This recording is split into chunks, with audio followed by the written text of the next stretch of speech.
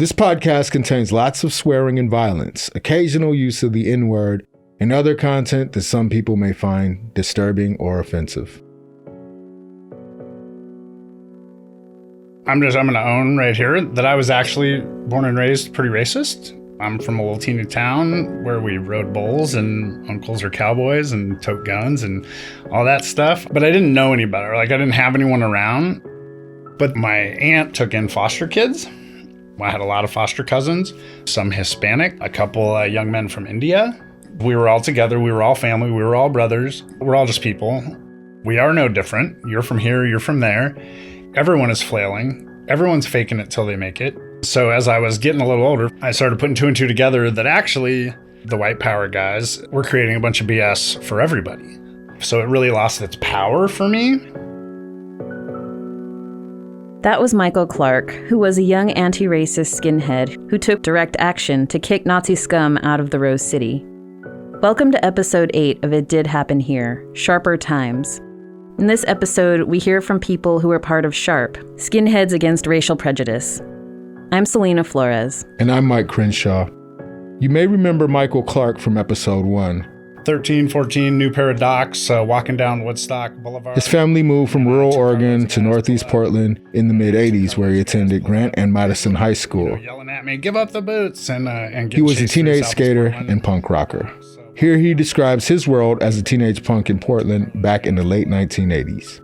There was a lot of racial violence in Portland at that time. I've witnessed shootouts with AK-47s in school parking lots and drive-bys and mass beatings and stabbings and all kinds of stuff. Also, gay bashing was very prominent down by Stark Street. Definitely a lot of crazy stuff. So late 80s, early 90s, I was already clean and sober. I quit drinking the first time at 13, so I was pretty much a straight edge little punk rock kid. I knew skinheads from being out at shows, and they hung out with all their white power buddies, and they went everywhere and caused chaos. You would go to a show, and the pit would be all the Nazi guys. And pretty much you were gonna get hammered if you got in the pit. So we would group up and go and get hammered, So as a 13, 14-year-old kid being threatened by people, it powered my need to get brotherhood and to be in a group where I wasn't afraid anymore, where I wasn't afraid to say that I didn't like what you were saying. And then Mike came from Minneapolis area. ARA was getting started. Anti-Racist Action, or ARA, was the collective brainchild of the anti-racist skinhead group, the Minneapolis Baldies. ARA organized first regionally, and then in 1988 or 89, made their first trip to Portland.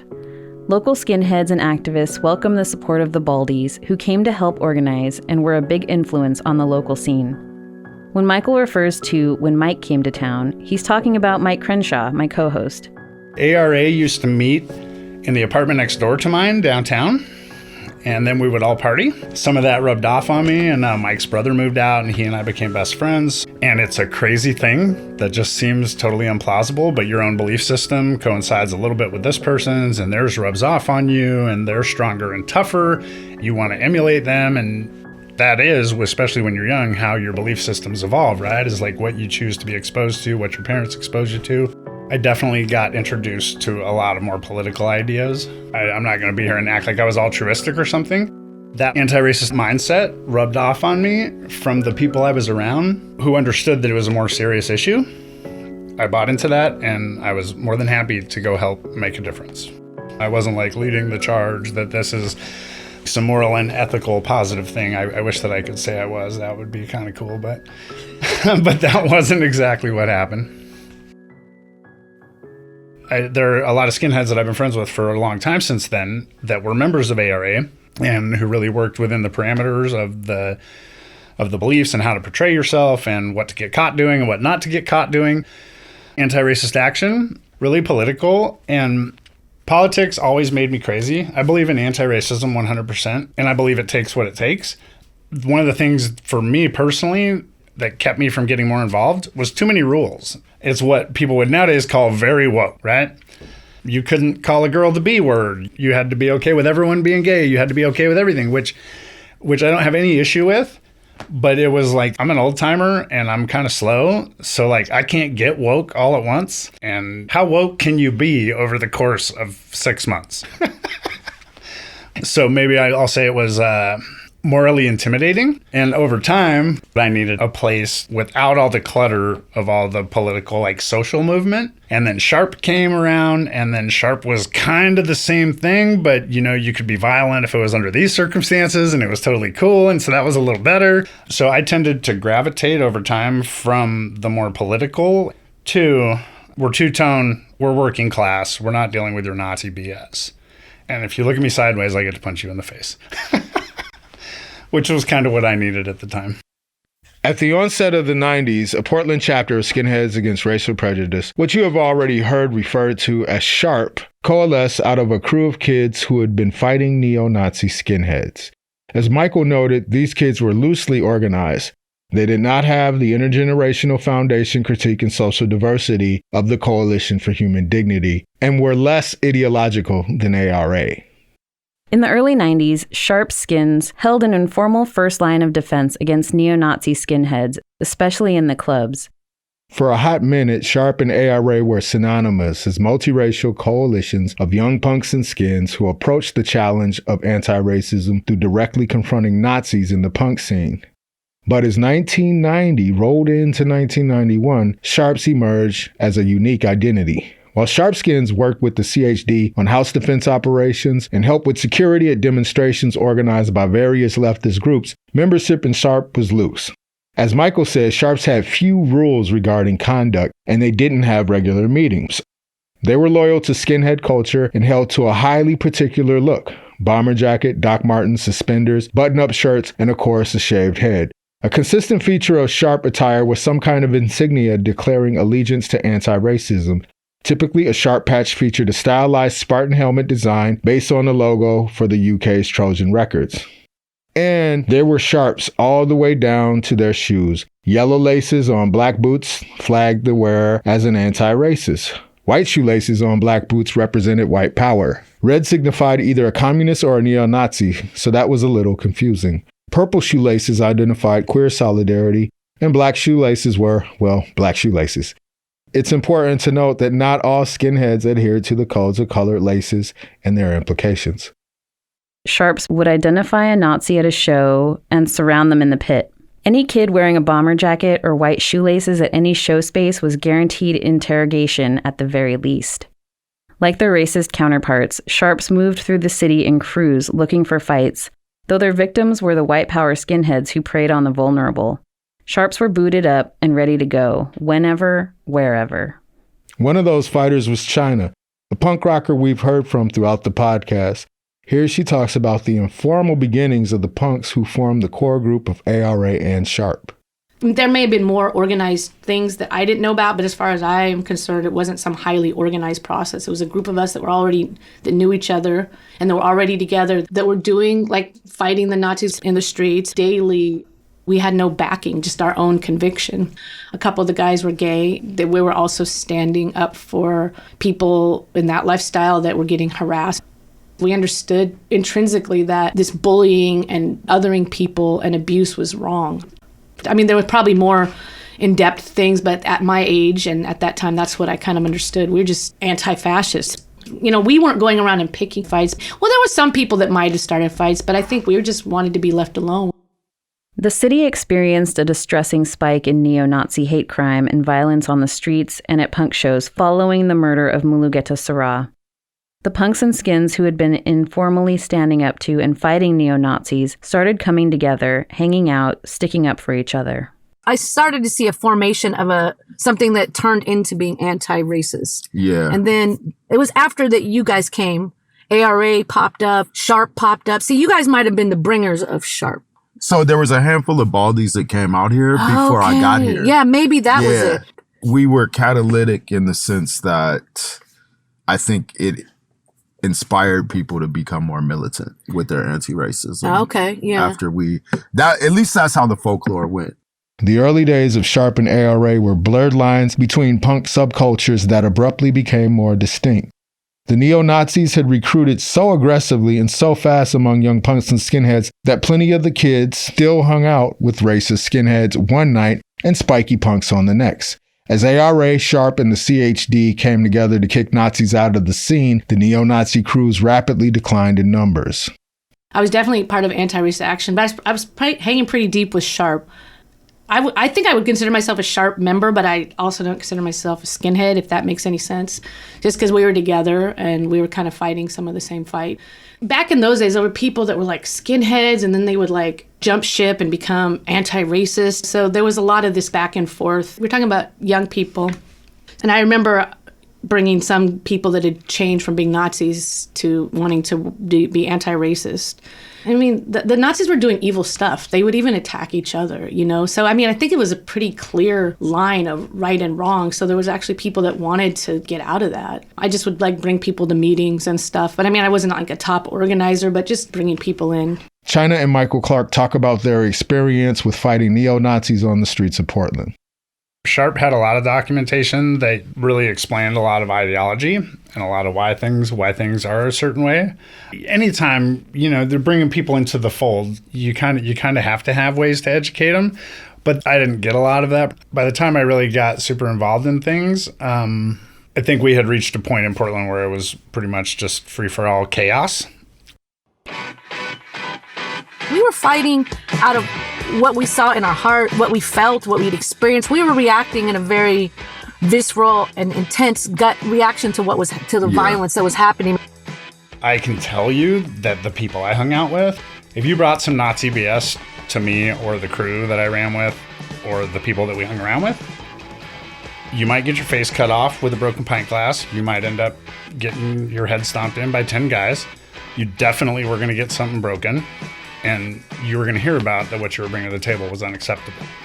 So to have that power back and to not have to walk into a place and eyeball everything that's going on and to step from a position of, am I safe here? Do I need to watch my back here? To anybody who's bringing that better watch their back was huge and powerful. And there was a lot of that. Being someone who has to fight in the street, you know that you have to get in a mental state, right, to be that person. And you can switch. I mean, it's like being, I want to say it's like being a soldier. Because people nowadays are shocked if I were to tell them. Right. But if I see somebody or something kind of weird happens, I feel that tension. I'm ready. You know, and as a mother, I'm ready. But I had to work so hard to step away from that. There were a lot of riots. 60 Nazis and their girlfriends and them starting something, and then like 80 skinhead anti-fascists, and then the general public joining in and smashing Nazis in the middle of Pioneer Square in an all-out riot. I think that we set a precedence where they weren't tolerated wherever they were at. There was a group of us, Tran and Fung. She would drive around and we started like coming at these Nazis because they've been harassing us for years. There was a group of people that were non-white. There was Tawny. Iron was kind of in a different group, but he would like pop in every now and then. There was a group of us that were seriously challenging Nazis, and that felt good, you know? It felt like I wasn't alone for once, and that when I challenged them, there was going to be somebody behind me, you know? I always wanted to get closer with you guys because when I came out here, I was immediately adopted by the Sharps. But again, outside of like John Centeno and Tane, they were all white. I remember seeing Tran and you around and being like wanting to be like closer to y'all. I had to also distance myself from the scene because I just got tired of being the only black person. And I had to question like, oh, I'm an anti-racist skinhead, but I'm still like the only black person for miles around. Like, what am I really doing over here, you know? I always enjoyed smashing racists and setting people in their place. It did get to the point to where if you spouted off some racist shit, if you walked through downtown with an iron cross, you might be in trouble. If you talk smack about, oh, you skinheads, you think you're so tough. Well, then we were into showing you why we thought we were, you know, so. I remember Jonathan Mozzochi was driving a van There's all these skinheads downtown, and I remember driving up this gas station. I saw these dummies, like skinheads standing there, and I was like, "Are you white pride?" He was like, "Yeah, I slapped him." "Are you white pride?" "Yeah, I slapped him." "Are you white pride?" "I slapped him." Slapped all three of them. Just jumped back in the van and drove away. I mean, we were on such a high, like coming into our like who we were, and like, no, this is not gonna work. That was a good feeling. I mean, I don't want to glorify violence. As the Sharps put the Boneheads more and more on the run, escalation was inevitable. Here's Treloar from the Coalition for Human Dignity. So the Boneheads fought with fists and knives, and then eventually, when they became more organized, they were told and they learned, oh, if we're going after these people, somebody's got to bring a gun. I would say that they armed up way before we did. It's also inevitable in neo-fascist organizing is to go from, we're going to give a speech here, to we're going to come after people with guns, because they're not going to win in a public debate unless sooner or later they bring out the guns. And generally that's been the basis on which they've either said, okay, we'll do bank expropriations, or we'll attack black communities, we'll attack synagogues, etc. They're always armed. They replicated that here in Portland fairly rapidly, going from a bunch of teenagers with baseball bats to a bunch of teenagers with AK-47s and 45s.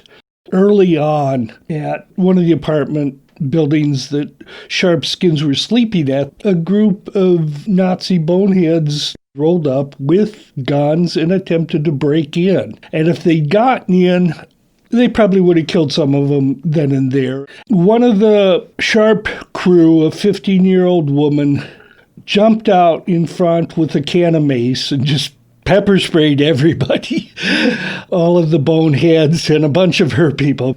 That drove them away. At that point, we assisted Sharp in getting some weapons for purposes of defense. From then on, I think the wiser of them got their own weapons, and that was also true among some of the ARA people. Music journalist Patrick Mazza, who wrote for the left-wing Portland Alliance newspaper, shares a sense of the larger Portland scene and touches on some of the increasing tension between Sharps, the police, and the response of some of their allies. This is what I wrote then. But while ARA has been moving against racists, its activities are being overshadowed by one of its allied groups, the SkinHeads Against Racial Prejudice, also known as the Sharps. The national organization has had a local chapter here for about 6 months, but over recent months, Sharps and racist skinheads have been involved in a number of fights. Most weekends lately, relations between the two factions have been punctured by brawls and beer bottles tossed through windshields, says Lauren Christensen, a Portland police gang enforcement officer. Just who is inciting violence is the subject of conflicting stories. Christensen said the last 3 weekends in April also physical conflict between racist skins and Sharps. He says Sharps started the violence the first 2 weekends, while the racists began it on the 3rd weekend. That sequence, which occurred on April 27th and April 29th, saw a group of racist skins attack an apartment at Southeast 32nd and Belmont, where Sharps lived. We've been getting attacked by Nazis, Sharp spokesperson Mark Newman maintains. Police, quote, are trying to make us look like bad guys. Newman says the Sharps are not a criminal gang. We're an organization that is banded together to fight racism. You have Karen Kale from ARA. Kale believes Sharp members should now step back from confrontation with racist skinheads and let other anti-racists take care of the job. Mozzochi, that was Jonathan Mozzochi of Coalition for Human Dignity, who believes that the media has overemphasized the Sharps, comments, they are part of a much larger anti-bigotry youth movement. So far, police and other forces in the city have defined their relation to that movement as adversarial. Every movement has growing pains. People who had been fighting against the neo-Nazi violence for years found themselves criticized by newcomers, which created a challenging dynamic that often follows a general call to action. Just being tone policed and action policed by people being self-righteous about their punk rockness and their peace movement and all their ideologies, and me having to put my ass on the line to defend myself and stand up for others, backing up their ideology, and they were just sitting there feeling self-righteous. it became, with all the political constraints, I think it became harder and harder for people to get things done. The brawls were ferocious as ever, and the spread of guns increased the violence to a far more lethal level. We've heard previously from Anti-Racist Action member Jorin. Here he is describing the local environment at the time. I imagine that the toll it took on the broader community was actually probably more of the people who were not as actively involved. There were times where it felt pretty dangerous to walk down the street, and I imagine that there were some punk kids who had nothing to do with any of this that ended up getting their asses kicked because they were assumed to be part of ARA. I think for those of us that had really bought into it, on some level we knew the consequences. We knew the risks we were taking. I think that changed a little bit when things got a lot more violent. In addition to daily confrontation with neo-Nazis, Sharp was also constantly harassed by the Portland Police Bureau, who targeted the Sharps but maintained a mostly hands-off approach to addressing behavior of racist skinheads. The gang enforcement team reported an escalation of dangerous youth gang activity rather than coordinated, sophisticated efforts to confront racists who enjoyed political and financial support locally and nationally. The media, and thus the public, ate it up. This put the Sharps in the limelight as gangsters and deprived them of the civic support of the very people they were struggling to protect, not unlike today's Black Lives Matter protesters. Meet Jon Bair, who was an activist and Sharp member from Southeast Portland. A lot of the guys who were involved in the racist groups were pretty typical white guys that you'd see in your neighborhood, and they weren't very different than what we see with the Proud Boys and the Patriot Prayer types, more so the Proud Boys. They had a similar relationship with the police in that they seemed to be preferred. I believe the police exist to protect the powerful, and our groups existed to protect those who don't have power. And so the motivations are really different right from the beginning, which kind of puts us at odds with the police. But white supremacy is not a threat to the police. Some racist groups, when they get a bunch of weapons and they want to go after the police, are a threat. But for the most part, people who hold racist views, that's not a threat to law enforcement. Jonathan Mozzochi from the Coalition for Human Dignity addresses ongoing frustrations with persistent police mischaracterization of anti-fascist youth.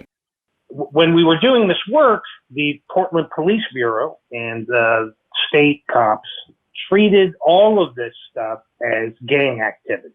Their entire worldview of this, they understood everything through this very narrow lens of law and order and gangs. An anti-racist action, multiracial group that was fighting racists in the street. They were one gang, and the East Side White Pride or whoever was another gang. We, of course, had a very different perspective on this. There was one officer in particular, Lauren Christensen, in the Portland Police Bureau, who was the point person on all of this. He was, I think, the most important person in the state gang task force, within which a lot of the police intelligence was collected on the racist right and on anti-racist action and SkinHeads Against Racial Prejudice. And Christensen was their guy. He repeatedly in these early years, in the late 1980s and early 1990s, would attack anti-racist action and SkinHeads Against Racial Prejudice as being violent gangs, no better than the racists, that this was angry youth off the rails, and that we just have to have a firmer hand and this will all go away. And it created an environment within which it was okay for the far right to attack people of color and to attack ARA and Sharp activists because this guy's saying it's just a gang thing, right? I mean, the police knew about us. They called it. I remember one time I got a call and they didn't know because I'm Black if I was a skinhead or a Blood or a Crip. It was so stupid. Like, really? The police were flat-footed in their response to racist skinheads. CHD activist M. Treloar recounts an incident. Laurelhurst Park, Hitler's birthday. We had heard the Boneheads had announced that they were going to meet there. So Sharp, ARA, Lesbian Community Project, and Coalition for Human Dignity all said, we'll have a picnic there. Scott Nakagawa and I were there. We went over and talked to some of the other picnickers in the area, asked how everything was going. Everybody said, fine. So we left. Shortly thereafter, 50 cops showed up. They harassed everybody and forced them to leave the park. So there was no reason for that. But then the Oregonian wrote that the Portland police had busted up a neo-Nazi rally in Flores Park, which they could only have gotten that information from the Portland police and the FBI. We decided we got to do something. They're just continually getting this wrong, and they're deliberately getting this wrong, so they're blurring the distinction between anti-racist skinheads and neo-fascist skinheads, and they're blurring the distinction between those of us who oppose the Nazis and the Nazis themselves. So we responded with an op-ed piece that they printed where we pointed out they had gotten everything wrong. So the Oregonian was embarrassed. They should have been ashamed, and they stopped calling Sharp a gang from thereafter. The anything goes attitude of the Sharps, combined with their culture of violence, began to wear on the local affiliations. Sharp maintained good allyship with members of the Coalition for Human Dignity, who in turn always stood up for Sharp in public and treated the group overall with respect. But cracks appeared in the bridge between different organizations, and this at times made working with the Sharps a challenge. Here's Steven Gardiner of the Coalition for Human Dignity. Having political strategy conversations with Sharpskins to say, look, you guys are doing great work. Let's look at your overall politics. What about misogyny? What about anti-queer stuff? You know, do you really want that hanging around your neck when you're trying to do this anti-racist work? It's not enough just to be anti-Nazi. Another Portland Sharp member was Pete Little. In the mid-1990s, homeless and jobless, he moved from a conservative Christian town on the outskirts to Portland, where the blunt, straightforward politics of the Skinheads Against Racial Prejudice quickly engaged his deep sense of justice. There was very little political education in the anti-racist skinhead scene, except for we don't like racists and we don't like Nazis. That's useful and is a draw. Was a draw to me. It was a draw to other young folks who just kind of intuitively got anti-fascism and it appealed to them. I think it also had drawbacks. There's a difference between strategic militance and militance for its own sake. Without some political development and political conception, it's very easy to direct that energy in ways that become self-defeating, self-destructive, or just aren't effective. Sharp was the most visible anti-fascist presence in Portland, especially within the punk scene. The willingness of the Sharps to consistently engage on the most dangerous terrain and put their bodies in the way of hostile threats and real peril gave them a measure of respect from many people.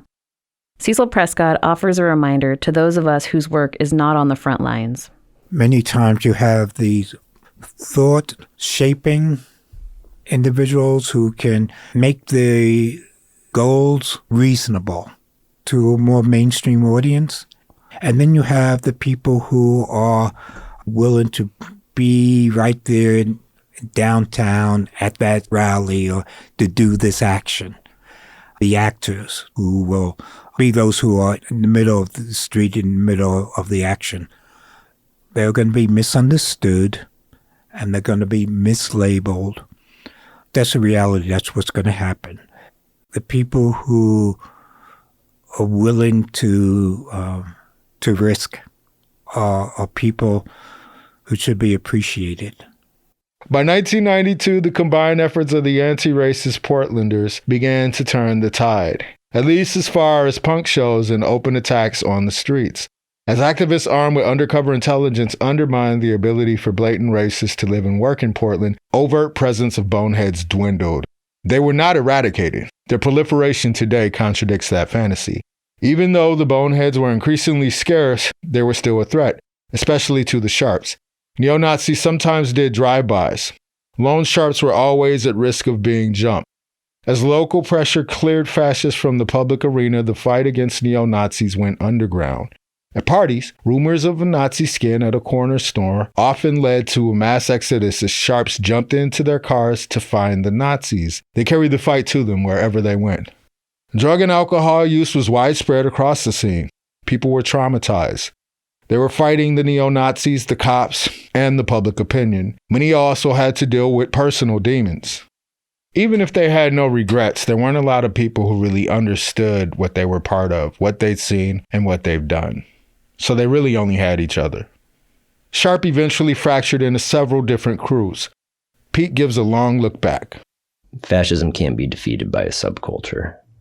If a subculture places militants over politics, and politics to me being like the development of the critical capacities of all the participants in the movement to whatever potential they have, but also the ability to have a collective evaluation and engagement on tactics and strategy. It's a long list of folks who brought me up or who came up with me who are now dead, and addiction and trauma and they are pretty significant as the reasons for that. And I can certainly say that a lot of that trauma, addiction, and violence as well was certainly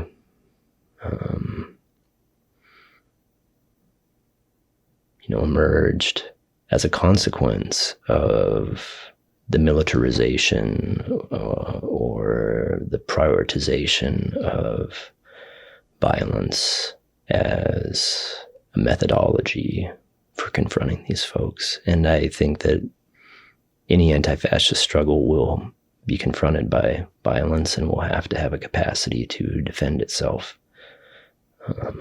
But I think as well, it raises the question of the importance of a social movement that can also care for the people who are wounded by the consequences of that.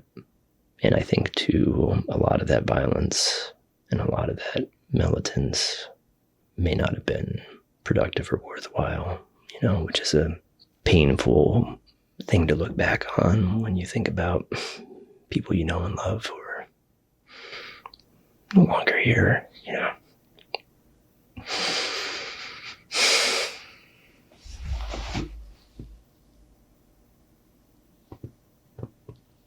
I think it's easy to glorify militance and confrontation. There will be elements of a struggle to defeat these people that mean that that's necessary, but I think that it's really important to develop a thinking, self-critical movement that really utilizes those tools as sparingly as possible.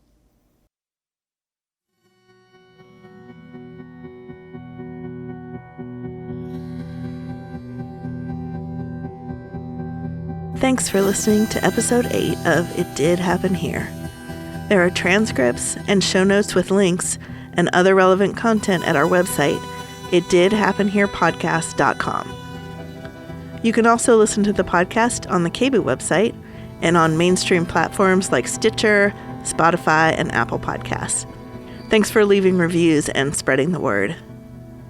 This episode, interviews were by Celina Flores, Mic Crenshaw, Barbara Bernstein, and Erin Yanke, and your hosts were Celina Flores and Mic Crenshaw. This podcast is produced by Celina, Mike, and me, Erin Yanke. Our next episode, number 9, The Story of Jon Bair, will be out January 15th. Music in this episode is by The Fucked Up Beat, Miku, and LG17 from the Free Music Archive, and also by A Touch of Hysteria. Thanks to the bands for the music. Thanks to the participants for sharing their stories and experiences. Thanks to Pan and Pete Deegan for research help. And thanks to the Marla Davis Fund, KBOO Community Radio, and to the rest of our production team. Icky, Julie Perini, and Mo Bowstern. We'll go out on Resist's 1990 Rager, History 101. Thanks for listening.